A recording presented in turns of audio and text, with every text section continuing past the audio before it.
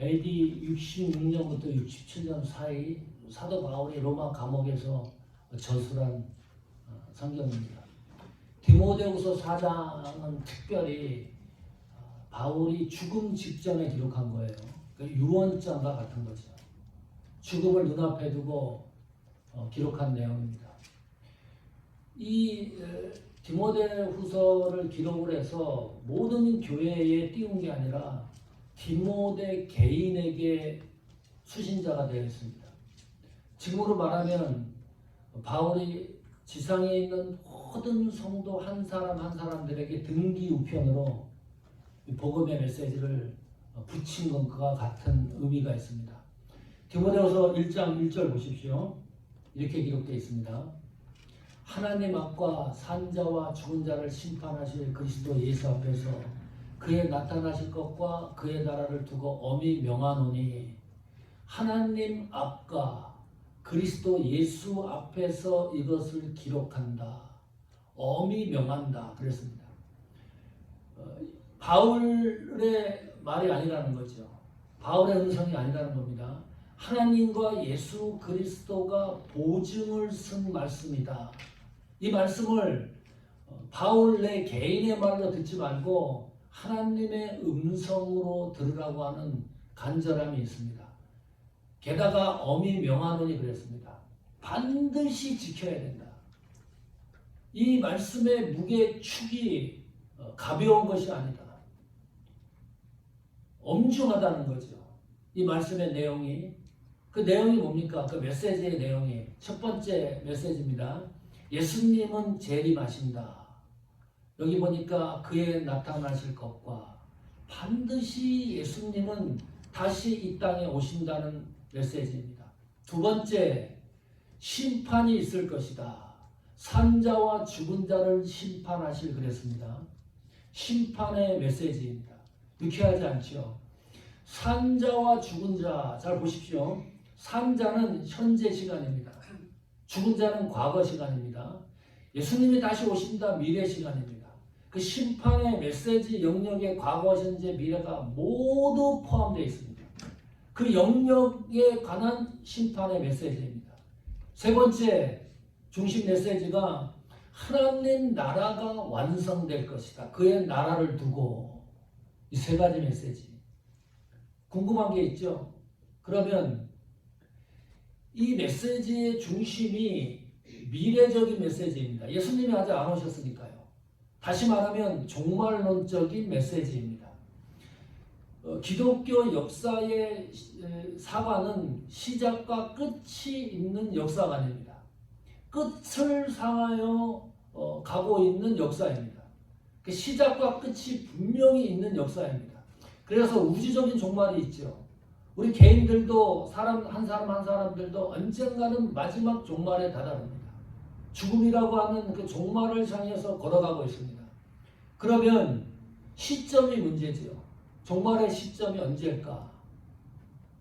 바코드가 나왔을 때가 종말의 시점일까요? 아니면 코비드-19 지금 이 순간이 종말의 시점일까요? 아니면 디모데후서 4장을 기록한 이 말씀이 종말의 시점일까요? 그 시점에 대해서 분불명하면 오늘 말씀을 제대로 이해할 수가 없습니다. 늘 얘기했습니다. 종말의 시점은 아담 하와가 타락한 이후부터 종말의 시점입니다. 그때부터가. 그러니까 크게 당황하고 두려울 이유가 없습니다. 그때도 종말의 시간이고 예수님 당시도 종말의 시간이에요. 그래서 예수님의 복음이 회개하라 하나님 나라가 가까웠다. 이 종말론적인 메시지입니다.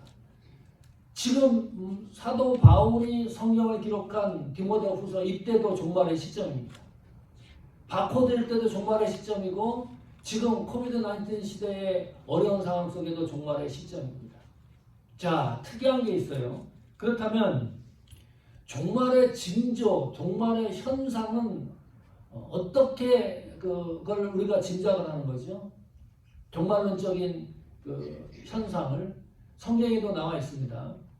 전쟁이라든지 기근이라든지 재난이라든지 환경의 변화든지 그런 걸 보면 좀 심상치가 않다. 이거는 신앙과 관계없이 안 믿는 사람들도 그렇게 느끼는 거예요. 야, 이대로 가다가는 지구가 나만 할까? 올해도 무진장 더웠습니다. 또 덥기 시작을 하는데 옛날 같지가 않아요. 점점점 복잡해집니다. 이 환경이. 그래서 느끼는 거예요. 신앙과 관계없이 일반 사람도 이상하다. 이 지구가 이대로 계속 존속할 것 같지 않다. 그래서 뭐 부자들은 땅굴을 파고 자기 세계를 만들고 또 우주를 막 개척을 하고 그런 시대에 살고 있습니다. 그리스도 예수 안에서. 그런데 디모데후서 4장은 종말의 관점을 환경과 상황에 두지 않고 사람에게 두고 있어요. 이게 특이한 거예요. 종말론적인 사람의 특성에 대해서 집중 조명하고 있습니다. 특이한 성경입니다. 디모데후서 4장 3절 보십시오. 디모데후서 4장 3절 같이 읽어보겠습니다. 시작. 때가 이르니 사람이 바른 경험을 받지 아니하며 귀가 가려워서 자기의 사역을 쫓을 스승을 많이 두고 때가 이르니. 이전에는 이렇게 나와요. 때를 얻든지 못 얻든지 all times. 그러니까 종말론적인 시각은 현재성을 늘 갖고 있는 겁니다. 현재가 종말의 시대예요. 디모데후서 4장의 시대도 종말의 시대고 지금도 종말의 시대예요. 현 시점이 우리는 종말의 시대에 살아가고 있는데 그 사람의 특징 가운데 하나가요. 바른 교훈을 받지 않는다. 무슨 말인가요? 하나님 말씀, 복음을 받지 않는다. 희한합니다. 지금은 옛날처럼 복잡하지 않아요. 텔레비만 틀면 TV만 틀거나 이런 그 인터넷상에서 얼마든지 복음이 차고 넘치거든요. 얼마든지 쉽게 접할 수가 있는데 왜 복음을 받지를 않느냐? 왜 사람들이 믿지 않느냐? 복음을 전하는데. 이상해. 점점점 심각해져요. 무슨 뭐 돈을 내라는 것도 아니고 복음을 이 말씀을 믿으면 내 사후의 모든 것이 보장이 되고 예수만 믿으면 삶의 질의 변화가 있고 내가 죽고 난 이후에도 충분한 보장이 된다고 하는데도 믿지를 않아요. 이유가 뭘까요? 많은 이유 가운데 하나가 결정적인 이유가 복음이 제대로 나에게 들어가면 하나님 말씀이 나에게 제대로 역사를 하면 무슨 일이 일어나느냐? 우리의 죄성이 드러납니다. 내 죄가요. 드러나는 죄를 내가 스스로 볼 수가 없어요. 눈 뜨고. 얼마나 이게 오염투성인지. 사도행전 7장에 보면 그것을 증명을 해요. 스데반 집사님이 복음을 전합니다. 설교를 해요. 명설교입니다. 설교를 하는데 결론적인 게 뭐냐? 거기에 있던 청중 중에 스데반 집사님 설교를 듣고 한 사람 결신자가 없어요. 저 한 사람이라도 나와야 되는 거 아닙니까? 거기에 나왔던 사람들의 심증을 성경이 이렇게 기록합니다. 사도행전 7장 54절입니다. 저희가 이 말을 듣고 잘 보세요. 마음에 찔려 저를 향하여 이를 갈거늘. 복음을 듣는데 마음이 찔린 거예요. 내 마음이 편치 않는 거예요. 이상한 거예요. 그러면 예수님을 믿어야 되는데 이 방향이 어디로 가느냐?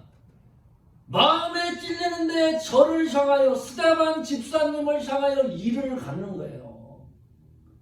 이를 가는 거에서 끝나는 게 아니라 스데반 집사님을 돌로 죽여요. 이 정도로 인간이 악한 거예요.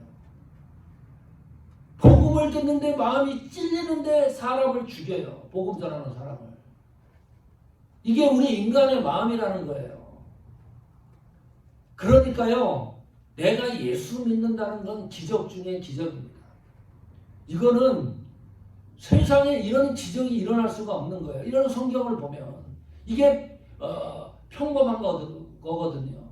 복음 전하고 믿지 않고 찔리는데 악한 마음이 더 드는데 내가 그 가운데 복음을 듣고 예수를 믿고 있다. 이런 기적이 나한테 일어난 것이 그 그래서 그 은혜로 우리가 이 세상을 살아갑니다. 또 볼까요? 4절입니다.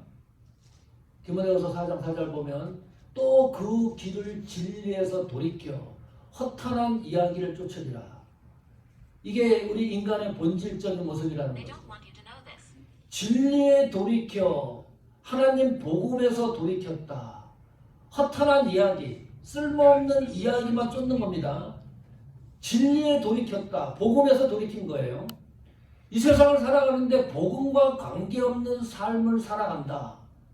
이게 보편적인 거라는 거죠. 교회에 들어와서 어떤 복음을 기대를 합니까? 등이 가려운 것을 긁어주는 복음을 기대를 해요. 죄에 대해서 설교를 하면 싫어합니다. 오늘 여기 메시지 처음처럼 심판에 대해서 설교를 해보세요. 잘 들으려고도 하지 않고 싫어해요. 그러니까 강단이 점점 힘이 약해지기도 하고 불편해지기도 하고 내 마음에 맞는 복음을 가려들으려고 합니다. 내 마음을 만족시키는 복음, 내 생각과 판단과 결정을 만족시키는 복음을 추구하려고 한다. 기억하십시오. 복음은 밀크쉐이크가 아닙니다. 코카콜라가 아닙니다. 복음은 닥터페이퍼가 아닙니다. 달콤한 사탕이 아닙니다. 디모데후서 4장 2절 보십시오. 너는 말씀을 전파하라. 때를 얻든지 못 얻든지 항상 힘쓰라. 범사에 오래 참음과 가르침으로 경책하며 경계하며 권하라. 복음 안에 경책과 경계의 메시지가 들어있습니다. 이 말씀이 처음부터 끝까지 부드러운 게 아니에요. 부드러운 것만 우리가 취하려고 그래요. 경책과 경계가 뭡니까? 꼬집는 거예요. 책망이에요. 하나님 말씀에 그게 들어있는 거예요. 너무나 쉽게 복음이 가볍게 생각이 되어지는데 경책과 경계를 또 그런 복음을 전하면 좋아할 사람이 누가 있겠어요? 이거를 현장감 있게 현대인 성경이 이렇게 번역을 했어요. 사람들을 책망하고 꾸짖어 올바로 살도록 전하십시오. 이게 복음의 핵심 아닙니까? 이런 종말론적인 인간의 본질을 뒤집을 수 있는 것은 우리를 하나님의 사람으로 바로서게 할 수 있는 것은 복음 위에는 없다. 그것을 확인할 수가 있습니다. 두 번째, 그러면 이 시대를 우리가 어떻게 살아야 돼요? 방법이 뭡니까? 어떤 모습으로 이 시대를 살아가야 됩니까? AD 64년 7월 19일 날 로마에서 대형 불이 났습니다. 역사에 기록될 만한 대형 화재입니다. 9일 동안 로마 전 시내를 잿더미로 만들어버렸습니다. 그때 황제가 누구죠? 네로 황제입니다. 얘기했을 거예요. 민심이 흉흉해요. 그런 일이 일어나면 이 마음들이 막 갈라지잖아요. 이 네로 황제가 황금으로 만든 저택을 세우기 위해서 일부러 방화했다. 이런 소문도 들리고 로마 시내를 리모델링하기 위해서 일부러 불을 질렀다. 그 불타는 걸 보고서 이 네로 황제가 악기에 맞춰서 노래를 불렀다. 별의별 소문이 다 났습니다. 이 황제 자리가 위태로운 거예요. 16세의 황제가 돼가지고요. AD 68년 31살에 자살을 해요. 젊은 나이에. 이걸 지켜야 되지요. 이슈를 조작을 해야 됩니다. 그래야 자기가 살 수가 있어요. 방화범을 조작하는 거예요. 세계 몇 위에 드는 방화범 조작 사건입니다. 예수 믿는 성도들을 기독교인들이 방화했다고 조작을 하는데요. 그때 로마가 다신교를 믿는 사람들이었습니다. 그런 민족이었어요. 그리고 기독교가 들어간 지가 얼마 안 되는데 무슨 소문이 있었냐? 이 기독교인들은 모이면 사람의 이 살과 피를 먹는다더라. 이런 소문이 일어났어요. 이 성만찬이니까. 그리고 때마침 이 불이 기독교인들이 정착되어 있는 촌에 비껴간 거예요. 그러니까 조작하기가 얼마나 좋습니까? 조작을 하는 거예요. 조작을 해놓고 기독교인들을 체포하기 시작을 합니다. 이건 역사니까. 체포해서 어떻게 하느냐? 개에게 찢겨 죽게 합니다. 예수 믿는다는 이유 때문에. 사자 밥이 되게 해요. 그냥 산채로 태워서 사람을 죽여요. 십자가에 못 박혀 죽입니다. 그때 사도 바울이 체포되는 거예요. 오늘 디모데후서 4장의 배경이 그런 겁니다. 체포돼서 로마 감옥에 있다가 사도 바울이 참수형을 당해요. 목이 잘려서 죽어요. 유대인이기 때문에 십자가에 못 박혀서 죽이지도 않고 목을 잘라버려요. 이때쯤 베드로가 또 잡힙니다. 체포돼요. 베드로는 십자가에 거꾸로 못 박혀 죽습니다. 이런 역사적인 배경이 있는 말씀이 디모데후서 4장입니다. 어떤 복음을 원합니까? 그런 시대라면 여러분은 어떤 복음을 원하세요? 어떤 복음이 나에게 위로를 줄 거라고 생각합니까? 평안의 복음, 격려하는 복음. 일단 우리가 예수 믿는 걸 좀 중단하자. 죽을 수 있으니까 걸리면. 하나님이 우리에게 준 직분을 잠시 내려놓자. 어찌하든지 살아야 되니까 다 흩어져서 각자 생명을 이어나가다가 이 역사가 지나가면 우리 함께 다시 모여서 공동체를 이루고 신앙생활을 하자. 뭐 이 정도 복음이 돼야 위로가 되는 거 아니에요. 믿는다는 이유 때문에 죽는 상황이기 때문입니다. 그런데 바울이 그 시대를 돌파하는 방법을 복음의 메시지를 이렇게 얘기를 하는 거예요. 디모데후서 4장 5절 보십시오.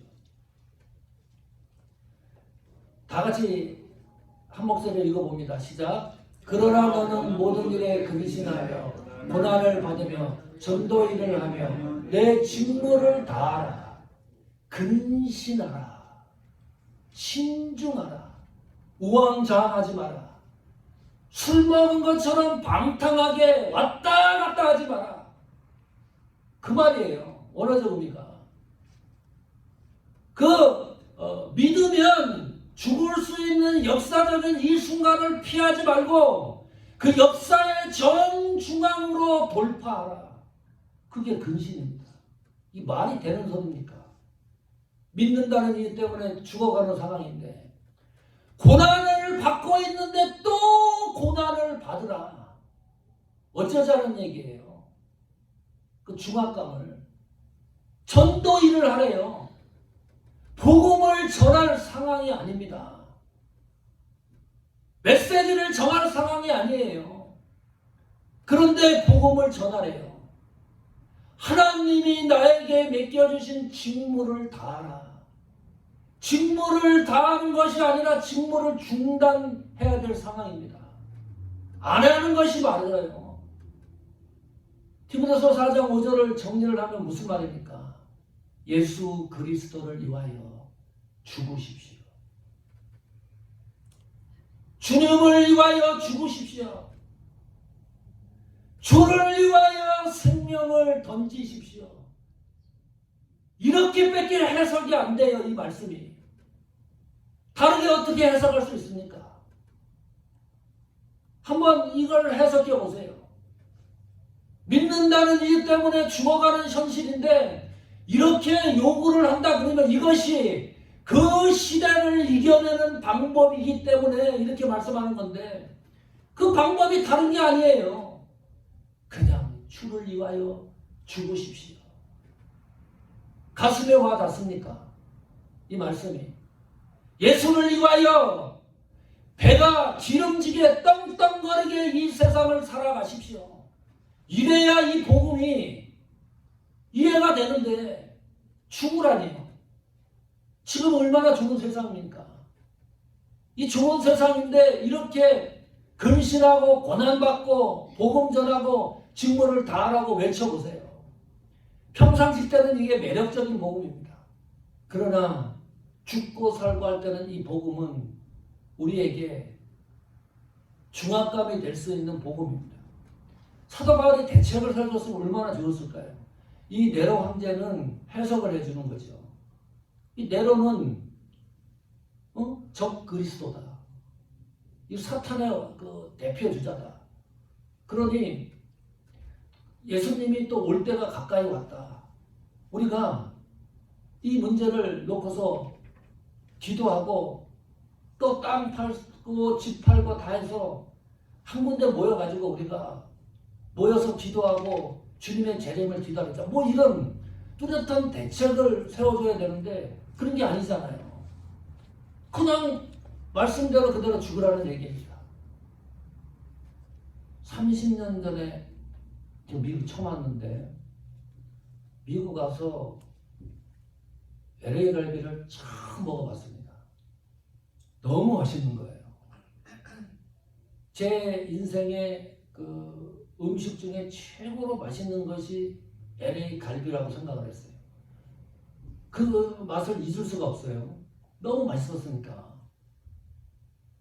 김창룡 장로님이 사노제에 뷔페가 식당이 오픈됐다고 식사를 대접한다고 함께 갔습니다. 깜짝 놀랐습니다. 거기에 이거는 20년 전 일입니다. 랍스타가 있는 거예요. 뷔페에. 랍스타를 먹는 순간 그렇게 맛있었던 최고의 음식 LA 갈비가 생각이 안 나요. 그 뷔페에 LA 갈비고 뭐 어마어마한 음식이 있는데 다른 거는 안 들어오고 랍스타만 갖다 먹는 겁니다. 꼬리로 된 거예요. 통째로 된 게 아니고. 내가 그때 한 14조각은 먹었을 거예요. 더 먹을 수도 있는데 배가 불러서 못 먹는 겁니다. 너무 맛있는 거다.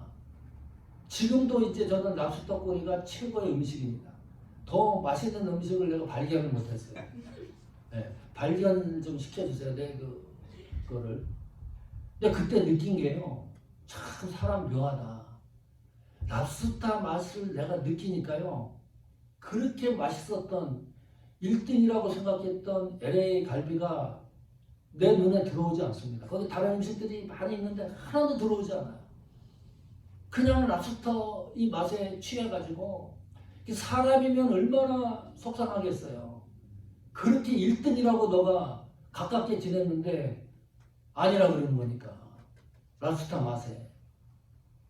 랍스터 맛에 다른 음식이 눈에 들어오지가 않는 거예요. 여러분 잘 보십시오. 내 속에 복음이 제대로 들어오잖아요. 세상 풍조가 재미가 없어요.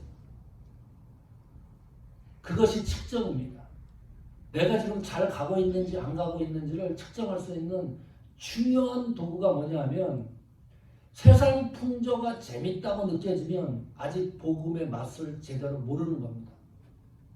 하나님 은혜의 맛을 알고 구원의 맛을 알고 오늘 메시지처럼 예수님의 재림의 신앙의 초점에 맞추고 나가는 그 맛을 알고 하나님 나라가 도래한다는 그 맛을 알면 이 세상 풍조가 재미가 없어요. 재미가 없기 때문에 예수님에게 내 생명을 거는 거예요. 세상 풍조가 예수님보다 생명 거는 것보다 더 재밌으면 우리 인간은 절대로 예수님에게 생명을 걸지가 않습니다. 내가 잘 알아요. 내 본질에 대해서. 복음이 역사를 해서 복음의 맛을 아니까 우리가 예수님에게 생명을 거는 거죠. 예수님에게 생명을 건다 보니까 방아와 같아서 믿음 때문에 죽는 현장에서도 근신할 수 있는 거예요. 고난을 받을 수 있는 겁니다. 복음을 전하고 직무를 감당할 수 있는 겁니다. 결론을 한번 내볼까요? 사도 바울이 이 현장을 뚫고 지나가서 어떻게 진술하고 있느냐 중요한 거죠. 많은 증언들이 있겠지만은 사도 바울은 어떻게 얘기를 하느냐, 이 종말의 이 터널을 뚫고 지나가서 어떻게 정리를 하느냐 한번 보겠습니다. 6절입니다. 4장 6절 같이 읽습니다. 시작. 간지와 같이 벌써 내가 봄이 되고 나의 떠날 기약이 가까웠도다. 이 말은 바울이 나는 하나님 앞에 산 제물로 드려진 몸이었습니다. 해석을 하면 그런 겁니다. 그런데 눈을 떠보니까 드디어 내가 하나님 앞에 산 제물로 온전히 드려질 그 순간이 나에게 왔습니다. 기쁨에 찬 문장입니다. 인생이 슬프고 비참하고 이게 아니고요. 너무 막 기쁨에 차가지고 어쩔 수 없이 산 제물로 드려졌다는 거예요. 그냥 단순한 게 아니고 나는 하나님 앞에 산 제물로 드려졌는데 이것이 너무너무 기쁨의 순간이 내 눈앞에 도래하고 있다. 7절 한번 보십시오. 디모데후서 4장 7절입니다. 읽어보겠습니다. 시작. 내가 선한 싸움을 싸우고 나의 달려갈 길을 마치고 믿음을 지켰으니. 사도 바울의 삶의 고백의 한 문장입니다. 나는 선한 싸움을 싸웠습니다. 두 번째, 나는 달려갈 길을 제대로 다 마쳤습니다. 세 번째, 가장 중요한 거, 하나님이 나에게 주신 믿음을 지켰습니다. 믿음 없는 선한 싸움은 존재하지 않습니다. 믿음 없는 달려갈 길은 아무 소용이 없어요. 믿음 없는 구원의 존재는 아무 이유가 없습니다. 나는 믿음을 지켰으니. 좀 이 표현이 좀 쓸쓸한가요?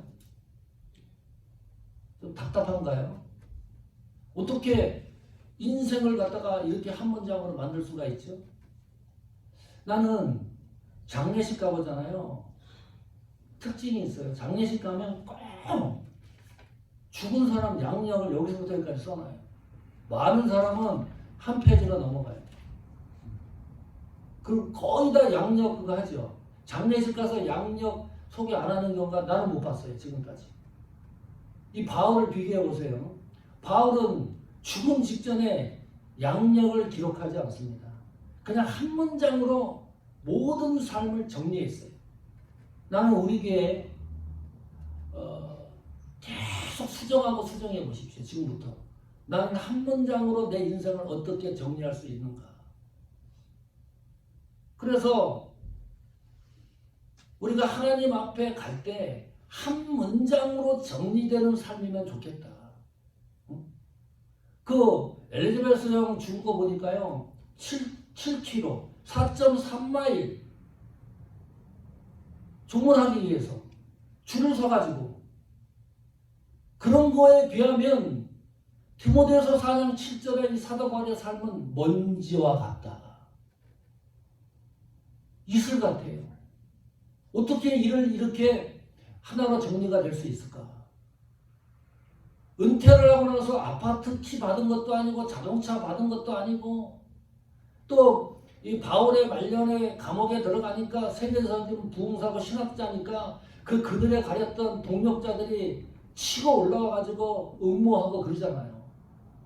바울을 성해서 바울의 삶이 또 떠난 사람도 있고 게다가 마지막 삶을 보세요. 감옥에 갇혀가지고 참새으로 죽습니다. 이게 선한 싸움 싸고 달려갈 길을 마치고 믿음을 지켰다고 하지만 이 문장상으로는 너무나 쓸쓸한 거예요. 정말 이 사람 이슬처럼 같구나. 다른 어떤 것을 말하고 있지 않잖아요. 지구에는요. 이슬처럼 사라지는 사역자들이 수두룩합니다. 한국 시골에 10명, 5명 모아놓고 평생을 목회하다가 이름도 빛도 없이 이 세상을 떠나는 동력자, 사역자들이 있습니다. 몸이 아파서 한국 가갖고 체크를 하는데요. 췌장암이에요. 선교사님인데 일평생 선교지에서 헌신하고 봉사했는데 병원에 가가지고 소화가 안 돼서 체크를 했는데 어떻게 췌장암이 걸려요? 그 인생은 뭐가 돼요? 아무리 봐도 신앙적인 눈으로 보지 않으면 너무나 억울한 삶입니다. 그러다가 기도해 주세요. 올라와요. 6개월 이후에 소천했다고 기록이 뜹니다. 성도의 삶은 먼지와 같구나. 다시 한번 묻습니다. 이래도 예수 그리스도를 따라가겠습니까? 이래도 예수님을 믿겠습니까? 여러분의 삶이 먼지와 바람과 이슬과 같다 하더라도 나는 묵묵히 예수님을 따라가겠습니까? 아멘으로 예수로 대답했다고 한다 그러면 이유가 분명해야 됩니다. 내가 그 길을 생명을 걸고 가는 이유가 분명해야 되잖아요. 그래야 튼실한 거죠. 자, 그 이유가 4장 8절에 나옵니다. 같이 읽어보겠습니다. 시작. 이제 후로는 나를 위하여 의의 결단이 예비되었으므로 주곧 의로우신 재판장이 그날에 내게 주실 것이니 내게만 아니라 주의 나타나심을 사모하는 모든 자에게니라. 아멘. 아무리 생각해도 먼지와 같은 인생인데, 바람과 같은 인생인데 삶을 보니까요. 그런데 하나님은 바울의 삶을 의롭게 생각합니다. 바울이 이렇게 산 거를요, 면류관, 의의 면류관이 예비되어 있다고 얘기를 해요. 하나님이 바라보는 삶의 평가가 다르기 때문입니다. 이것 때문에 우리가 힘을 얻는 거예요. 아무 이유 없이 그러는 거 아니잖아요. 하나님이 나 삶을 평가하는 것이 내가 애쓰고 수고하고 신앙생활하고 헌신하고 봉사하고 사역하는 이 모든 것들을 의로 여기시는구나. 그것이 바울뿐만이 아니라 주님의 재림을 사모하는 사람, 주의 나타나심을 사모하는 모든 성도에게 주시는 은혜가 있기 때문입니다. 성도 여러분, 성도의 삶은 내 삶이 아닙니다. 그러므로 우리는 하나님의 삶을 살아가는 사람들입니다. 이게 얼마나 멋있습니까? 내가 사는 게 아닙니다. 그러지 않고는 그리스도를 위하여 생명을 투자하고 던지지 못합니다. 내 삶이 아닙니다. 나는 그리스도의 삶을 사는 거예요. 하나님의 삶을 살아나가는 겁니다. 그러니까 하나님이 우리를 의로 여기시는 겁니다. 이런 축복의 은혜를 다시 한번 새겼으면 좋겠습니다. 그리고 우리가 이 삶을 마지막 정리하는 날 한 문장으로 멋있는 문장이 바울의 진술처럼 나타나기를 축복합니다.